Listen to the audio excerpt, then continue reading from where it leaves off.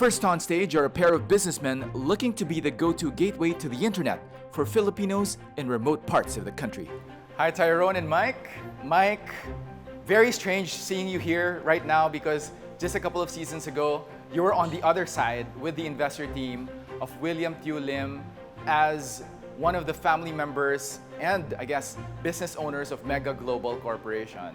So what does it feel like now that you're actually going to pitch your business? I'm happy to be here. We hope that we come home with a partner or an investor to help us implement what we're trying to do for the country. Okay, so gentlemen, we're looking forward to hearing your pitch. This is hopefully going to be a big one. It's your turn. Good luck. Thank you.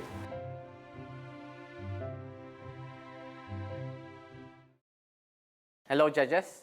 My name is Michael Tew Lim. My name is Tyrone Painor. We present to you an investment opportunity with Netcom Technologies. Our goal is to build telecommunications network that the local telcos will not necessarily build on their own. And it's not because they don't want to, but because they have other priorities. They go for denser cities. We, on the other hand, will go link far-flung public schools to the internet because they are the ones who need it more. So these are schools without access to any technology or any internet connectivity.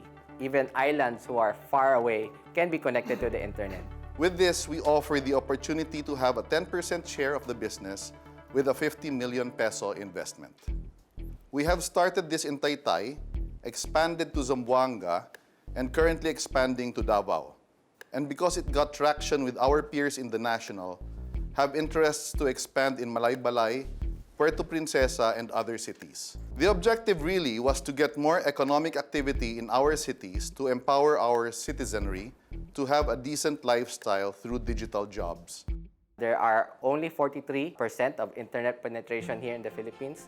So what about the other 57? And that's who Tyrone and I are trying to help so that we can bring connectivity to their areas for the opportunity it brings, not only for livelihood, but even for education and everything else. The primary goal of Netcom is to reach the places where telco companies may choose to go at a later time.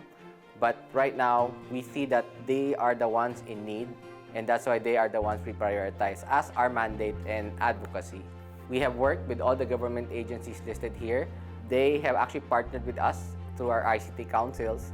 Some of you may not be familiar with ICT councils. Basically, it's a volunteer organization meant to help the city ensure that we are ICT ready and to be able to invite companies like you, like your companies, to locate in our cities to be able to bring in the jobs.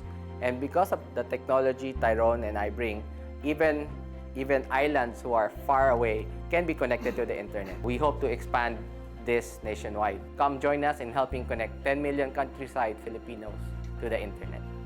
Thank you. I appreciate your noble idea. We really need to connect all students, all pupils, because I really believe that they need to get access to information that they will need to get more advantages in the future. That's why I really appreciate your vision. Thank you, sir. I'm seeing the next Dennis Uy in the two of you. A lot of places, 50+% of the country is still, not connected. I hope you succeed. Looking forward to a better Philippines, more connected. Thank you.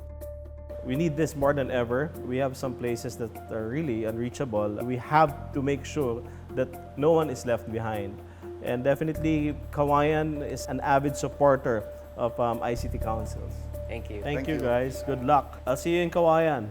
I'm willing to partner with you because you're from that area. We are looking a lot of strong areas, strong presence, strong local people to able to deliver this to the local people. That's our mission too. So important, crucial here is the infrastructure. Without infrastructure, whatever you mention about this anywhere in the Philippines, you cannot deliver. That's simple. I'm pretty sure I will willing to work with you guys. In terms of this technology, I've been there for 2 decades already. So even I sleep at night, I know what I'm going to do in this field. Anything I can help, don't hesitate to contact us. You know us. Thank you. Thank you for the kind words, and yeah, we hope we can count on your support to help bring internet to all Filipinos. Thank you. I think it went well. The internet is really the equalizer that everyone needs for opportunities. The words that they shared with us kind of invigorated us to keep on doing what we're doing. We need a lot of entrepreneurs, and Filipinos tend to not have that entrepreneurial mindset, but I want to see people try. There's no harm in trying. Like people have said, out of 100, 99 will fail, but you never know, you may be that one that makes it. I understand the role of ICT Council. Talagang they're a great help to cities. And they do their due diligence. Pool, it's not enough that you have the infrastructure alone, but the pool of workers, the IT skilled workers. So I think they're on the right track. I just don't know why it's too much, like where the fund will go. The investment of 50 million is a nothing at all, I tell you. The capex of the infrastructure, this year alone, I spent more than 23 billion. Is not enough. Yeah, I can see the sincerity, but I'm not seeing actually a precise way how they're gonna do it. Actually, maganda yung mission. Maganda yung vision nila to help. It's just, again, the idea is bright. Implementation is another story.